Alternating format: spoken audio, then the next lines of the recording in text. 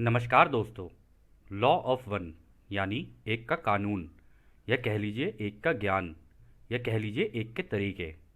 यह उसका 16वां सत्र है जो कि जनवरी 31 1981 को रिकॉर्ड किया गया था। दोहराया जाता है कि इस किताब के द्वारा दी गई सभी सूचनाएं और जानकारियां आप जान भी सकते हैं, मान भी सकते हैं, नज़रअंदाज भी कर सकते हैं और सिरे से खारिज या नकार भी सकते हैं, क्योंकि यह आपकी फ्री विल है या स्वतंत्र इच्छा है जो कि अनंत रचयिता द्वारा आपको दी गई है। एक बात और कही जाती है कि लॉ ऑफ वन पूरी तरह से सबके लिए फ्री है। यदि कोई इकाई या व्यक्ति इसको निजी स्वार्थ के लिए इस्तेमाल करे तो वह उसकी व्यक्तिगत जिम्मेदारी होगी। एक बात और कही जाती है दोस्तों, यदि आप में से कोई भी चाहे इसे अपनी भाषा में परिवर्तित करके दूसरों से साझा करना चाहें तो आप यह कर सकते हैं, क्योंकि यह आपकी स्वतंत्र इच्छा है। बस एक चीज़ का ध्यान रहे कि किसी की भी आज़ादी का उल्लंघन ना हो, क्योंकि यह उनकी स्वतंत्र इच्छा है। तो जैसा कि दोस्तों राह हर बार कहते हैं, अब हम तुम्हारा स्वागत उस एक अनंत रचयिता की प्रेम और रोशनी में करते हैं। अब हम बात करने के लिए तैयार हैं। तो पहला सवाल डॉन करते हैं। मैं एक के कानून का पहला नियम यानी कि स्वतंत्र इच्छा को ध्यान में रखते हुए यह पूछना चाहता हूँ कि संरक्षकों या कह लो गृह रक्षकों ने इस पृथ्वी को क्वारंटीन कैसे किया, या कह लीजिए इसके ऊपर ये लक्ष्मण रेखा कैसे लगाई। क्या ये क्वारंटीन स्वतंत्र इच्छा के अंदर आती है? तो रा कहते हैं संरक्षक या कह लो गृह रक्षक इस ग्रह की तीसरी घनत्वता के लोगों की स्वतंत्र इच्छा की रक्षा करते हैं।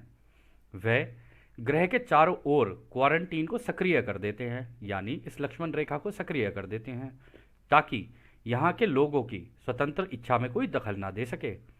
परंतु वह स्थिति जो क्वारंटीन लगाने में ज़रूरी होती है, वह आपके लोगों की स्वतंत्र इच्छा की विकृति के कारण उसमें दखल देता है, यानी कि आपके लोगों की सोच इस क्वारंटीन को मजबूत होने में दखल देती है। तो दोस्तों यहाँ पे जो राह कह रहे हैं ना, यहाँ पे ये कह रहे हैं कि अगर तुम्हारे दिमागों में विभाजन है ना और एकता नहीं है तुम्हारे दिमागों में, तुम उस एक अनंत रचयिता के बनाए हुए तरीकों का इस्तेमाल नहीं कर रहे हो और ध्यान अवस्था में जाकर सबकी भलाई के लिए नहीं मांग रहे हो, तो ये क्वारंटीन जो है ये कमज़ोर पड़ने लग जाती है, और जब ये कमज़ोर पड़ने लग जाती है स्वतंत्रता की इच्छा का उल्लंघन भी हो सकता है। तो अगला सवाल डॉन करते हैं। मैं शायद गलत हूँ, परंतु मुझे ऐसा लगता है कि यदि स्वतंत्र इच्छा है तो फिर ये ओरियन समूह भी यहाँ दखल देने के लिए स्वतंत्र है। तो फिर यह क्वारंटीन लगाने से आप इसे कैसे संतुलित करते हैं, यानी कि सभी के स्वतंत्र इच्छा में कैसे संतुलन बनाते हैं? तो दोस्तों वो कह रहे हैं कि देखो भाई, आज़ादी का कानून लगा रखा है रचयिता ने, ठीक है, और जब सबके लिए स्वतंत्र इच्छा है तो इसका मतलब ओरियन समूह के लिए भी ये स्वतंत्र इच्छा है। तो आप इसका संतुलन कैसे बनाते हो, आप ये बैलेंस कैसे करते हो? तो रा कहते हैं यह संतुलन एक घनत्वता से दूसरी घनत्वता में होता है। लड़ाकों द्वारा यानी ओरियन समूह द्वारा जो स्वतंत्र इच्छा में दखल होता है, यानी वो जो उल्लंघन करते हैं, वो उनकी समझदारी के घनत्वता में होता है। हालांकि यह घनत्वता जो कि तीसरी घनत्वता है उसमें वे दखल नहीं कर सकते हैं। मतलब दोस्तों ओरियन समूह खुल के नहीं कर सकता है, मतलब खुल के अगर वो करेगा तो फिर ये सामने आ जाएंगे उसके, यही बताना चाह रहे हैं रा। तो इसके आगे रा कहते हैं इसलिए इस घनत्वता की कंपनता में जो अंतर है उसे संतुलित करने के लिए क्वारंटीन लगाया गया है। इस प्रकार परिस्थिति को संतुलित किया जाता है, जिसके तहत ओरियन समूह को रोका नहीं जाता बल्कि चुनौती दी जाती है। इस प्रकार तीसरे घनत्वता के समूह की स्वतंत्र चुनाव को कोई रोक नहीं लगाता है। तो दोस्तों यहाँ पर वो ये कह रहे हैं कि देखो ओरायन समूह अगर ज़बरदस्ती करेगा घुसने की तो घुस नहीं पाएगा अंदर, तो उसको चुनौती दे दी जाती है कि तू घुस कैसे रहा है भाई अंदर, जब यहाँ पर इनकी आज़ादी है, इस ग्रह पे इनके लेसन चल रहे हैं, ठीक है, तो तुम ऐसे कैसे घुस सकते हो अंदर।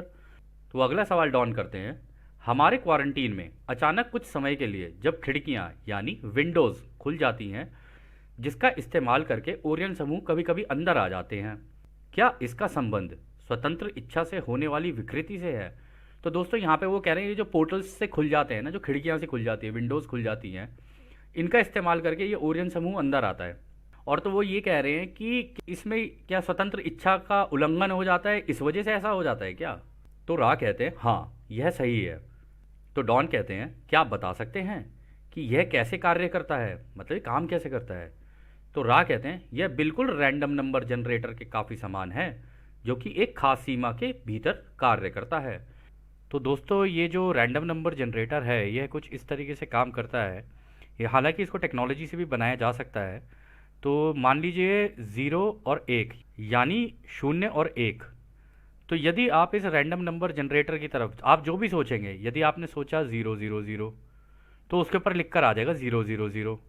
यदि आपने सोचा 0 1 0 1 0 1 ऐसे करके, तो उसके ऊपर ऐसे करके लिख के आ जाएगा। तो वो आपकी सोच से बात कर रहा होता है।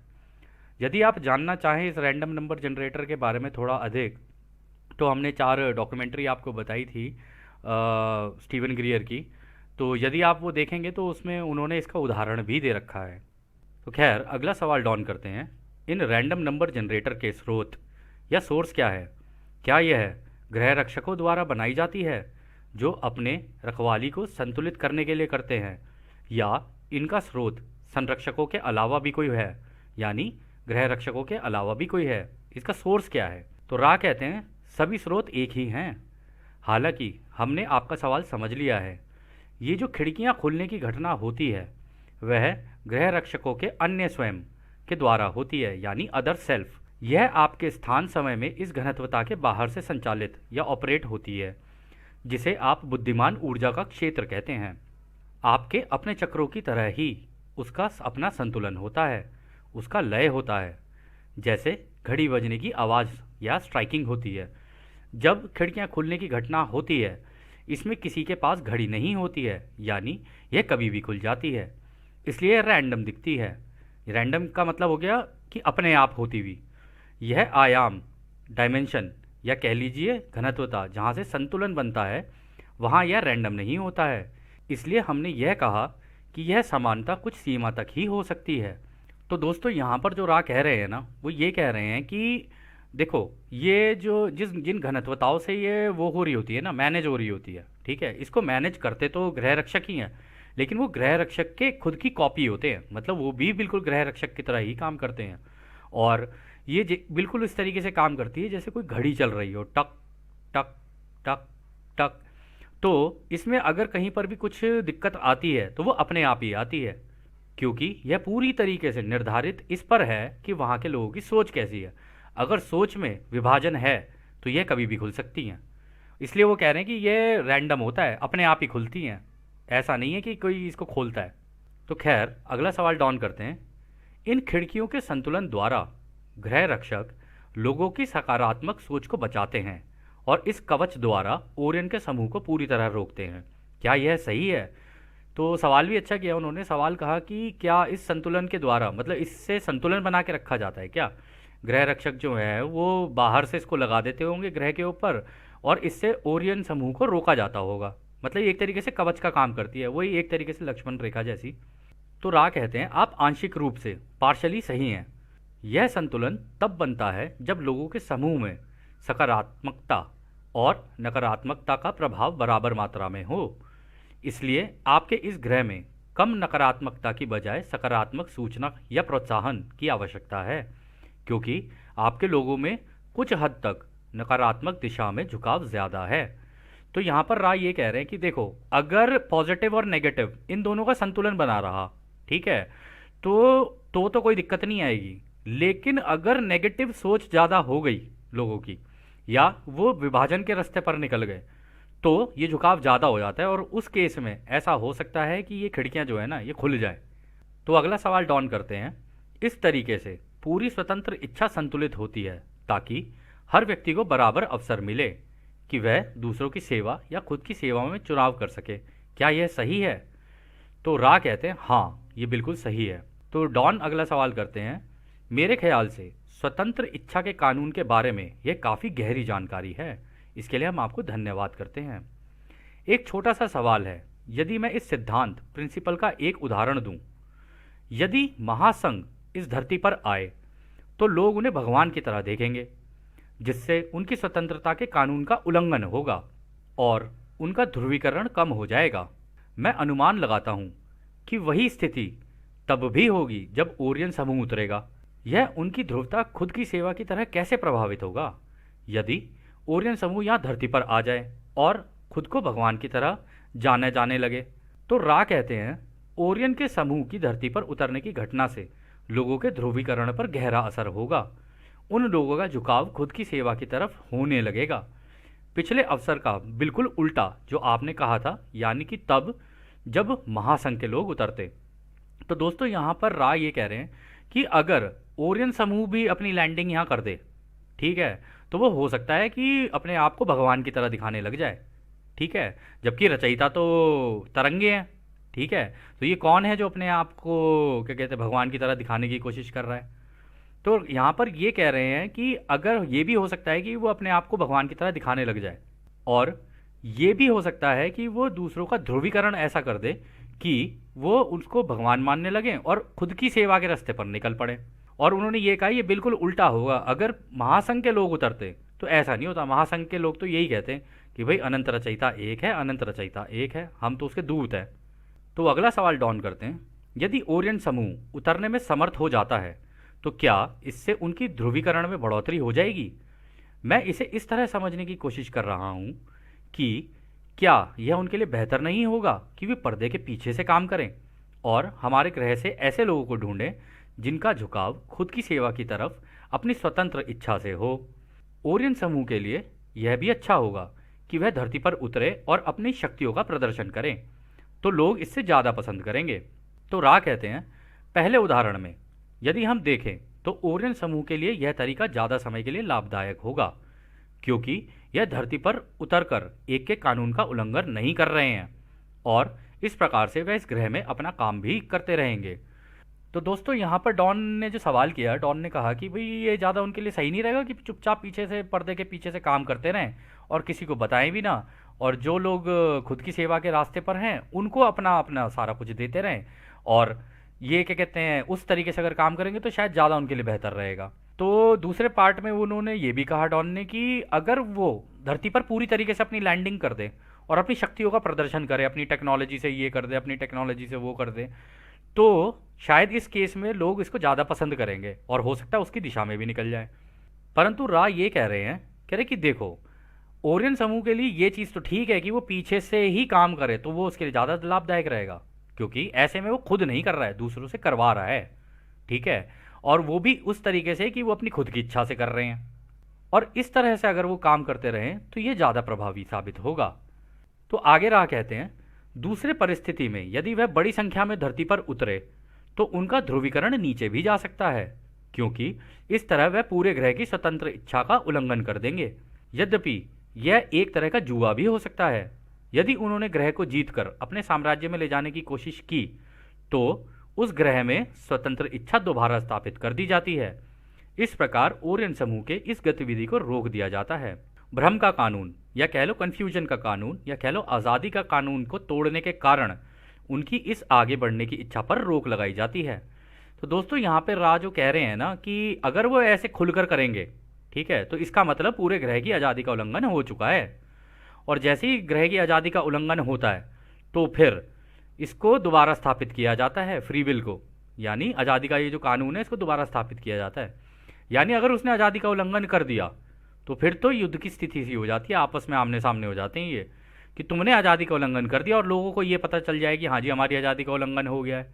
तो इस केस में क्या होता है कि ये होता है ना, जैसे हमें हमारे बड़े बूढ़े लोग कह के गए थे, जब अधर्म बहुत बढ़ जाता है तो धर्म की स्थापना दोबारा की जाती है। तो ये उसी तरीके की कुछ बात यहाँ पे हमको लग रहा है जैसे चल रही हो। तो वो कह रहे कि अगर उन्होंने करने की कोशिश की तो फिर इस पर रोक लगाई जाती है, मतलब हम फिर घुस जाते हैं पूरे के पूरे इनके आमने सामने हो जाते हैं बेसिकली। तो अगला सवाल डॉन करते हैं, आपने ओरियन समूह के संबंध में साम्राज्य यानी एम्पायर शब्द का उल्लेख किया है। मैंने कुछ समय के लिए सोचा है कि स्टार वॉर्स नाम की एक फिल्म में भी कुछ इसी तरह से बताया गया है कि दरअसल क्या हो रहा है, क्या यह सही है? तो रा कहते हैं ये बिल्कुल उसी तरह से है जैसे हम साधारण रूप से बच्चों की कहानियों की तरह इन सब के बारे में समझाते हैं।